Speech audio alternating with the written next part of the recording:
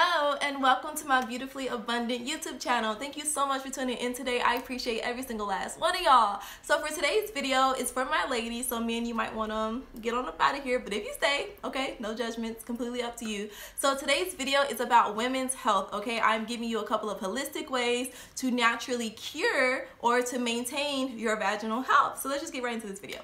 So the first thing that I want to talk about is to take off your fucking panties, okay? That's a little aggressive, but I just need y'all to know that you should not be wearing your underwear 24 hours in the day, every single day. You should not, okay? Allow time for your vagina to really breathe and to air out. You know, down there it gets hot. Okay, you got good bacteria with bad bacteria, you got a little stench, you know, you just have so much stuff going on down there and you want to be able to allow it to breathe, you know, allow it to air out. It's the same thing with your house. If your house gets stuffy, if it gets a little hot, if it gets a little smelly, you pull up the windows and you allow the fresh air to come in and to circulate and to purify the air within your house. So it's the same thing with your vagina. Do your thing, take your panties off, you know, if you're sleeping, just take them off. If you're walking around the house, just chilling, take them off, you know. And I understand it can be a little uncomfortable, especially when you first do it, for my lubricated queens out there.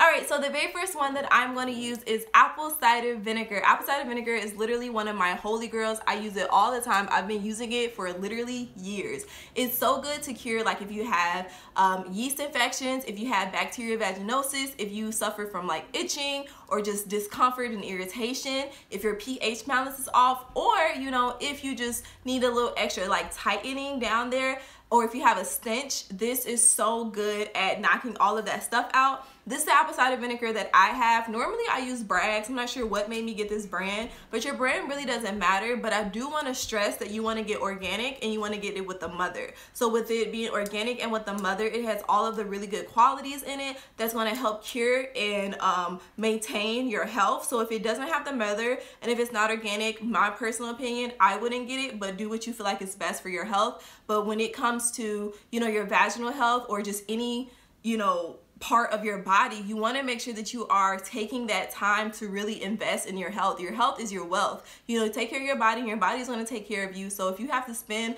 a little bit extra just to get the organic or just to get, you know, the cold press or whatever the case is, do that, okay, because it's going to make a huge difference. So how I like to use mine is I put mine in my bath. So what I do is I run my water and then I just kind of pour a little bit of apple cider vinegar in it. I don't typically measure it. You can probably do like a cup, but go off of what you feel like is best for you and your health, okay? You know your vagina better than I do, so use whatever measurements you see fit, but also don't use too much because it is vinegar, it is acidic, and it will burn the fuck out of your vagina, so be careful, okay? Don't overdo it, don't do too much, but just allow, you know, enough in your bath water to actually penetrate and do what it needs to do to get the job done, okay? So I googled a couple of recipes for you in case, you know, you wanted to take it a step further.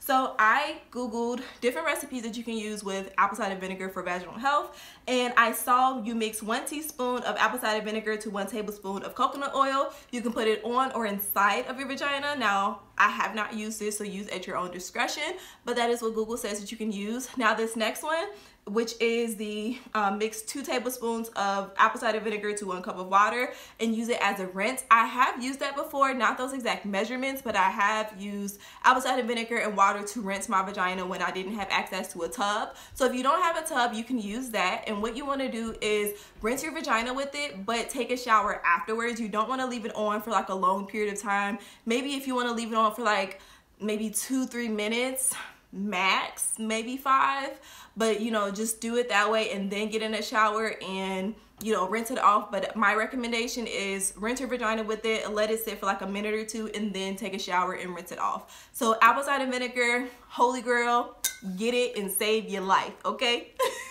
Alright, so this next one is rose petals. So rose petals is one of those little cute, you know, little herbs. It's not going to go in and just super like cure whatever it is that you have. It's not like one of those antibacterial, antifungal herbs, but it is a really cute herb that is going to allow hydration on your vagina as well as deodorizing. So like if you're one of those people who need a little extra like help as far as like the scents down there, you can use that as a little perfume, and I'll show you how to do, well, I'll tell you how to do that in a little bit. But this is the bag that I have. I have huge bags of herbs because I do this holistic medicine thing, okay? I love holistic medicine, I love herbs, so I have the biggest bags of like almost everything. But rose petals is a really cute herb, okay? How I use it is I like to bathe in it, and when I bathe in it, okay, I don't just take the herbs and or the flowers and just drop it in my bath. One, it's messy, but also two, like when you do your baths, especially your herbal baths, you want to allow time for the herb to actually infuse within your water. You don't want to just pour it in there and then just get in a bath and then think that it did something, because it's not going to. So how I like to do it is I like to put water on the stove. I bring it to a boil, and then once that's boiled, then I take my herbs or my rose petals at this point and I'll put it in the water and I'll let it steep. I'll let it steep for about 30 minutes to an hour, and then after that's done its thing, then I will pour my bath water, pour that into my bath water, and then soak in that. And that is how I do my rose petal bath. I don't just pour the herbs in there, just because, you know, like I said, you want the herb to actually penetrate within the water to do its job, and it's not going to do its job if you're just putting it in there for like 2 seconds and then you're getting it in the bathtub. It's not going to work, and it's also very messy cleaning it. And then also too, for a spray, for a deodorizing spray, what you can do is you want to get water and you want to get the flour. So what you do is you want to add more water than you're adding for the flour, just because you don't want to overly concentrate the mixture to where it's causing an imbalance in your pH balance, and at that point it's doing more damage than it is good. So just make sure that you are only using a little bit. Don't do too much, do not overdo it, okay? Okay, so red raspberry leaf, oh my gosh, this is something that I found out about last year actually, and it's one of my favorite herbs to use and to work with. This is so good, and I had to get the biggest bag, okay?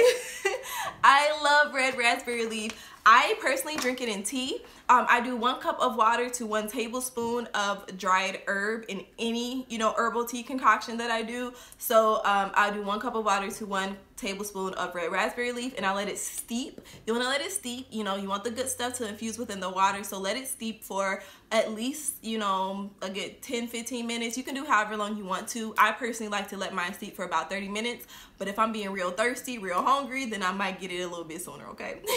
So red raspberry leaf is so good to help your menstruation cycle. If you have bad periods, if you have really bad cramps, pain, you know, PMS, whatever the case is, red raspberry leaf is going to help you with that. It also helps improve labor. It improves the tightness in your muscles in your vagina. It helps strengthen your pelvic and your uterus muscles.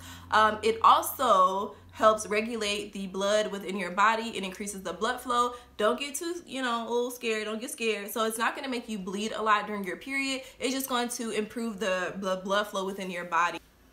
Okay, tea tree oil. So tea tree oil is one of my favorite things to do.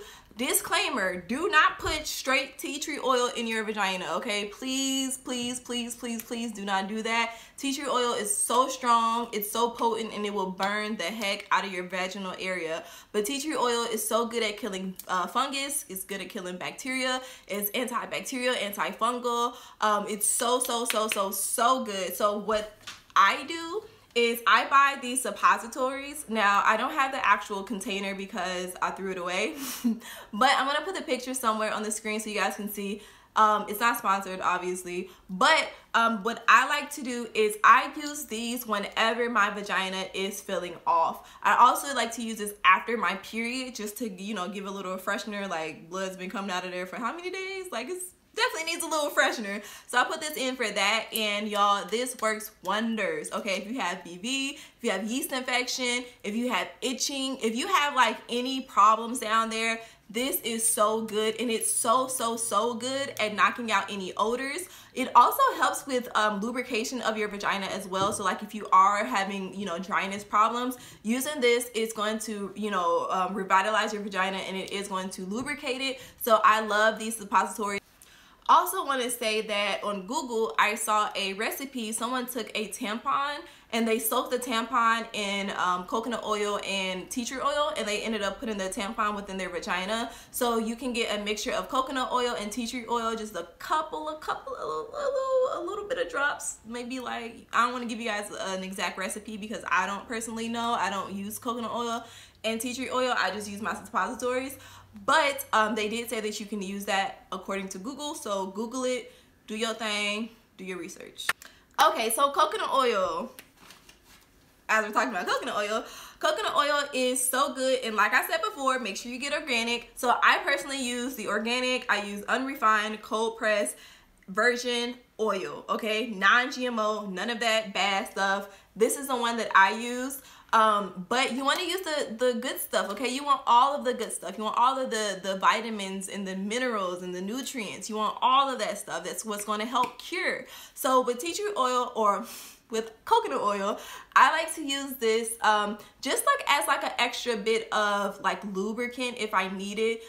So like if one day I'm just feeling a little bit drier than most, then I'll just take this and I'll just rub a little bit on my vagina. You can also put this inside of your vagina. You can use this for like actual lube if you want to, if you are having sex and you don't want to use any of the chemical based lubricants. You can get this amazing product here, but you want to keep in mind that when you use coconut oil with actual like latex condoms, it is going to mess up the integrity of the latex, so you don't want to, you know, use both. So figure out, I mean, I'm pretty sure they have like other condoms, like other type of condoms, but you just want to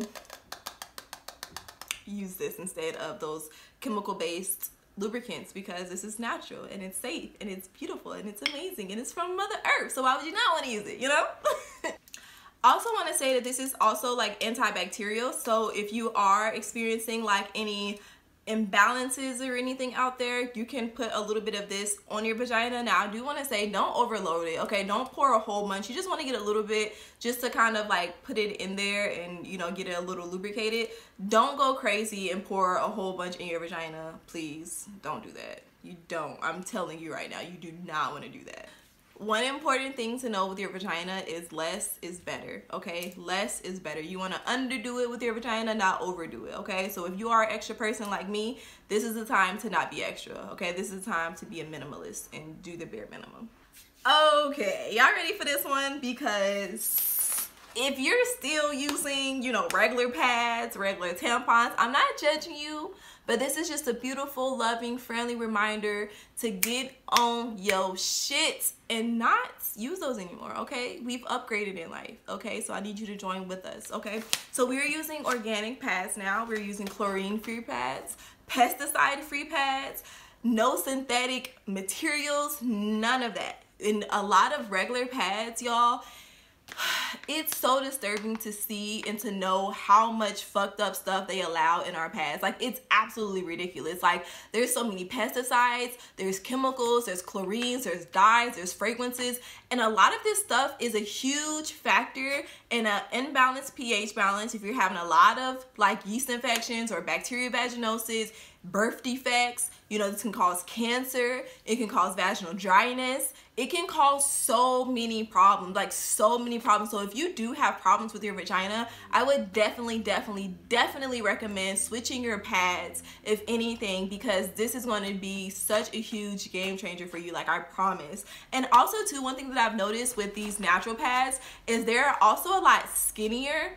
than like regular pads. I haven't worn actual like regular pads in so long. I've been wearing these for like years. But when I was wearing the other pads, they were so thick and bulky, and these are so tiny, like so thin. So it makes it so much more comfortable too, to just kind of like go throughout your life and just live life and not have to worry about having a big thick pad underneath you. And the absorbent in these pads are so good. So I want to throw that in there just to make sure that you are using natural pads. If you're having problems with your vagina, it's probably because you're not using natural pads. So get on the train, okay? Like real shit. Like, this is the only brand that I've tried. I haven't tried any other ones. This one works really good for me, but do whatever you feel is best. Okay, so for the very last one, we're gonna talk about a yoni steam, and I'm actually gonna post a video on my channel this Saturday, so make sure that you stay tuned, hit the subscribe button and the bell notification so you stay updated And if you are watching this video after Saturday, the video will be posted and linked somewhere up here and definitely at the end of the video. But Yanni steam is so good for revitalizing your vagina, okay? I wrote down a couple of things of what it's good for because it's so good for so many different things. It's good for cramps, bloating, it increases wetness, y'all. I Yanni steam, my very first time Yanni steaming, I was having a little bit of problems with like vaginal dryness, but that was because I wasn't drinking enough water. Once I started back drinking my water, it really helped. So I just want to put that in there too. Like if you guys are experiencing a little bit of dryness, make sure you increase your water. You're probably not drinking enough water, which is dehydrating your vagina. So if you drink some more water, you're going to notice a difference. But around that time when I was experiencing, you know, vaginal dryness, I did a Yanni steam and TMI, but my vagina was leaking. So get on to that, okay? So it also increases fertility, menopause, also healing from childbirth. So a lot of different herbs are really good for this. Some things that I like to use is rosemary, calendula, motherwort. I like to use peony roots. I do rose petals sometimes. What's some other ones? Lavender, wormwood. I can't think of anything else, but those are some really good ones to use. And once you Yanni steam, I promise it will change your life. It will change your life drastically. It helps me out so good, and it allows me to just be more in tune with my vagina. It allows me to cleanse it, you know, to detox it. It allows me to just really get it together and just remain balanced down there. So Yanni steam is going to help you so much. If you have like any diseases as well, like if you have like any infections, just if you have anything, even like energy, like past energy from past people that you had in your life that you had sex with, you can also remove the energy and cleanse the energy within your vagina if you still have some lingering from, you know, when that person was inside of you. So definitely Yanni steam, I'm telling you, it absolutely changed my life. But definitely check out my video because it's going to help you out a lot. And that pretty much sums up my video. Thumbs up, like, and subscribe. Hit the bell notification so you stay updated when I post future videos, but you got to subscribe first, so do that first. And yeah, talk to me in the comment sections down below. Let me know if this video helped you. Let me know if you're going to try these things, or even if there are some things that you like to do that wasn't mentioned in this video. Let your girl know, because I like incorporating new things into my regimen. So I will see you in the next video, and peace out, y'all.